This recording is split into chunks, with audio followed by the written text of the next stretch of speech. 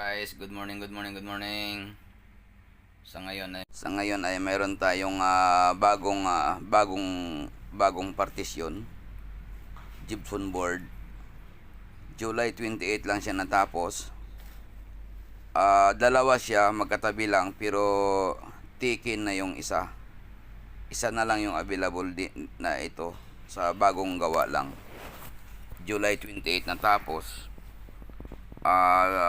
Before siyang ginagawa, nagpa-reserve na yung isa, kaya pagkatapos niya nilipatan niya kaagad. So itong katabi na lang na available, isa na lang. Bagong gawa ito guys, gypsum board double wall partition room. Katatapos lang po.